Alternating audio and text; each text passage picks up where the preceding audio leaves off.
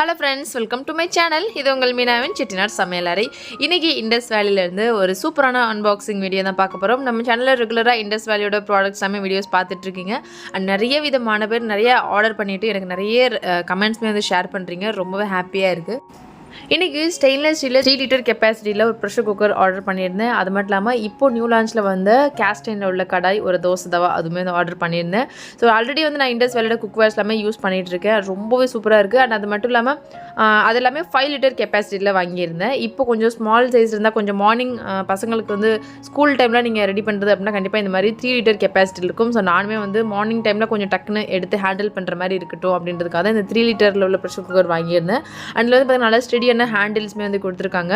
நான் already caste அயன்ஸ்லையுமே எல்லா ப்ராடக்ட்ஸுமே use பண்ணுறேன். பட் இந்த கடாய் பார்த்ததுமே எனக்கு ரொம்ப ஆசையாக இருந்தது. இதெல்லாம் நியூ லான்ச்சில் வந்திருக்கு.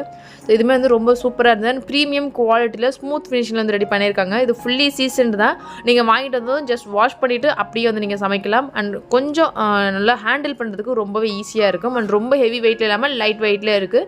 அண்ட் வயசானவங்க எல்லாமே கூட யூஸ் பண்ணுறதுக்கு ரொம்பவே ஈஸியாக இருக்கும். ஸோ இந்த ப்ராடக்ட்லாம் பர்ச்சேஸ் பண்ணுறதுக்கு கூப்பன் கோட் ஸ்க்ரீனில் ஷேர் பண்ணியிருக்கேன். வேணுங்கிறவங்க செக் பண்ணிக்கோங்க. இந்த கடாய் வந்து நம்ம டீப் ஃப்ரை, பொரியல் இந்த மாதிரி மல்டி பர்பஸ்க்கு யூஸ் பண்ணிக்கலாம்.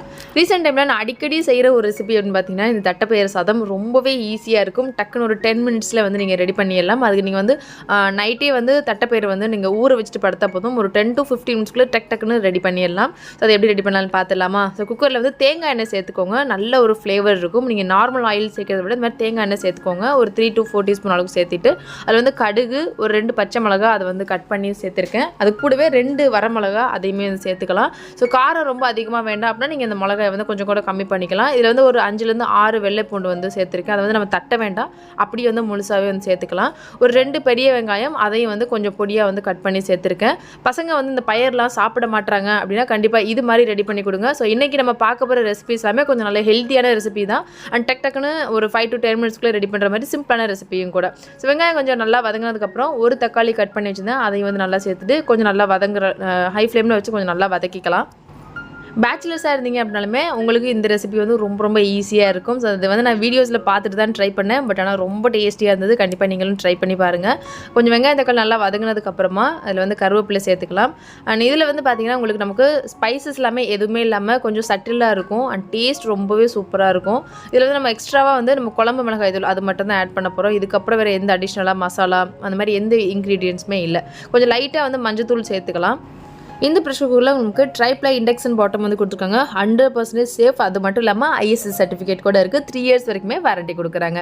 ஸோ முன்னாடியே வந்து நம்ம ஊற வச்ச தட்டைப்பயிறுமே வந்து நல்லா வாஷ் பண்ணிவிட்டு இதில் வந்து சேர்த்துக்கலாம். இதை வந்து நீங்கள் கொஞ்சம் ஒரு 2 hours கூட நீங்கள் ஊற வச்சுக்கலாம். மார்னிங் எழுந்திரிச்சதுக்கப்புறமே கூட நீங்கள் ஊற வச்சுக்கலாம். பெட்டர் என்னென்னு பார்த்தீங்கன்னா முதல் நாள் நைட்டே ஊற வச்சுக்கலாம். இன்னுமே கொஞ்சம் நல்லா ஃப்ளஃபியாக இருக்கும். பார்க்குறதுக்கு சாப்பிடும்போது இனிமேல் நல்ல டேஸ்ட்டாக இருக்கும். 10 mm ட்ரைப்ளை சாண்ட்விச் பாட்டம் கொடுத்துருக்கிறதுனால நமக்கு சடனாக அடிப்பிடிக்காது. நம்ம இண்டக்ஷனில் கூட வச்சு தரமாக டென்ஷன் ஃப்ரீயாக குக் பண்ணிக்க முடியும். இதில் வந்து நான் 2 டீஸ்பூன் அளவுக்கு குழம்பு மிளகாய் தூள் ஆட் பண்ணியிருக்கேன். கொஞ்சம் லைட்டாக ஆல்ரெடி மஞ்சள் தூள் ஆட் பண்ணியிருக்கேன். உப்பு தேவையான அளவு நீங்கள் சேர்த்துக்கோங்க. இதில் வந்து நமக்கு பார்த்திங்கன்னா பெருசாக அடிப்பிடிக்காது.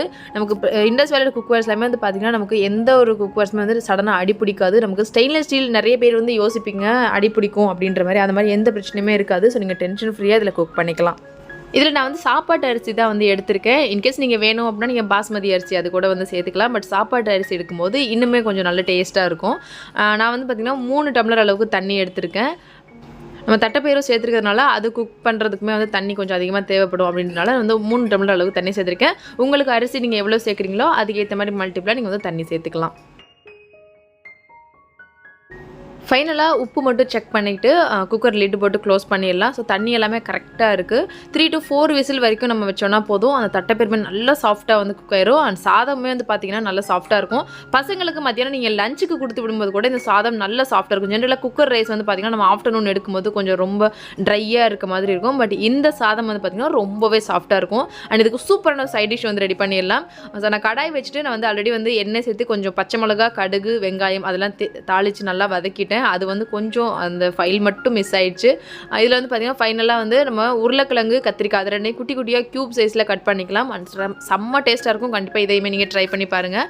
ரொம்ப ஈஸியாக இதுவுமே வந்து ரெடி பண்ணிடலாம். பசங்க வந்து ரொம்ப வெஜிடபிள்ஸ்லாம் விரும்பி சாப்பிட மாட்டாங்க அப்படின்னா இதில் நீங்கள் எக்ஸ்ட்ராவாக இன்னும் வெஜிடபிள்ஸ் இல்லாமல் கூட ஆட் பண்ணிக்கலாம். இந்த கடாயுமே வந்து நமக்கு ஃபுல்லி சீசன்றனால நம்ம டக்குன்னு வாஷ் பண்ணிவிட்டு உடனே வந்து சமைக்க ஆரம்பிச்சிடலாம். பலகாரம்லாம் செய்கிறதுக்கு ரொம்பவே ஈஸியாக இருக்கும். அதுலேயே இந்த டீப் ஃப்ரை பண்ணுறதுக்கு இந்த மாதிரி நல்லா பொரியலை நல்லா கிறிஸ்பியாக வந்து ஃப்ரை பண்ணுறதுக்கு இந்த மாதிரி கேஸ்ட் அயர்ன் கடாய் ரொம்ப ரொம்ப சூப்பராக இருக்கும். நார்மல் கடாயில் குக் பண்ணுறத விட இந்த மாதிரி கேஸ்ட் அயர்ன் கடாயில் குக் பண்ணுறது இல்லை கேஸ்ட் அயர்ன் தோசைக்கல்ல தோசை விடும்போது ரொம்ப ரொம்ப டேஸ்ட்டாக இருக்கும். அதோட டேஸ்ட் வந்து நமக்கு டிஃப்ரென்ஸாக இருக்கும். கொஞ்சம் உருளைக்கிழங்கு கத்திரிக்காய் அது ரெண்டுமே நல்லா வதங்கினதுக்கப்புறம் ஒரு 1/2 டீஸ்பூன் அளவுக்கு மஞ்சள் சேர்த்துக்கோங்க. இதில் வந்து நான் வந்து 2 டீஸ்பூன் அளவுக்கு குழம்பு மிளகாய் தூள் சேர்த்துருக்கேன். இதில் எக்ஸ்ட்ராவாக நம்ம வேறு எந்த ஸ்பைசஸ் அதெல்லாமே வந்து ஆட் பண்ண வேண்டாம். ஜஸ்ட் வந்து இந்த மிளகாய் தூள் அது மட்டும் போட்டாலே போதும். நான் ஒரே ஒரு பச்சை மிளகாய் மட்டும் ஆல்ரெடி சேர்த்துருக்கேன். கொஞ்சம் லைட்டாக தண்ணி தெளிச்சிட்டு அடுப்பு சிம்மில் வச்சு மூடி வேக வச்சிங்க அப்படின்னா ஒரு 5 to 10 மினிட்ஸ்க்குள்ளே இந்த பொரியல் வந்து ரெடி ஆயிடும். ஃபைனலாக இதுக்கு வந்து நம்ம கொஞ்சம் லைட்டாக துருவின தேங்காய் பூ சேர்த்தோம்னா அதோட டேஸ்ட்டே அல்டிமேட்டாக இருக்கும். கண்டிப்பாக இந்த 2 ரெசிபியுமே ட்ரை பண்ணி பாருங்கள். இன்கேஸ் நீங்கள் இந்த மாதிரி ஆல்ரெடி நீங்கள் ஏதாச்சும் ரெடி பண்ணியிருந்தீங்க அப்படின்னாலும் எனக்கு மறக்காமல் கமெண்ட்ஸ்லேயே கூட ஷேர் பண்ணிக்கோங்க. லஞ்ச் பாக்ஸ்க்கு ஈஸியாக ரெடி பண்ணுறதுக்கு இந்த 2 ரெசிபியுமே ரொம்பவே சூப்பராக இருக்கும். அண்ட் பசங்களுக்கும் ரொம்பவே பிடிக்கும். சின்னவங்கலேருந்து பெரியவங்க வரைக்கும் எல்லாருமே சாப்பிட்லாம். இந்த குக்வேர்ஸ் அண்ட் கேஸ்ட் அயர்ன் ப்ராடக்ட்ஸ்லாம் பர்ச்சேஸ் பண்ணுறதுக்கு வெப்சைட் லிங்க் எல்லாமே டிஸ்கிரிப்ஷனில் கொடுக்குறேன். கஸ்டமர் கேர் நம்பருமே டிஸ்கிரிப்ஷனில் கொடுக்குறேன். வேணுங்கிறவங்க செக் பண்ணிக்கோங்க. நீங்கள் குக்வேர் பர்ச்சேஸ் பண்ணும்போது ஸ்க்ரீனில் இருக்க இந்த கூப்பன் கோட் யூஸ் பண்ணிங்கன்னா MRP எக்ஸ்ட்ராவாக 12% வரைக்கும் டிஸ்கவுண்ட் கிடைக்கும். மிஸ் பண்ணாமல் யூஸ் பண்ணிக்கோங்க.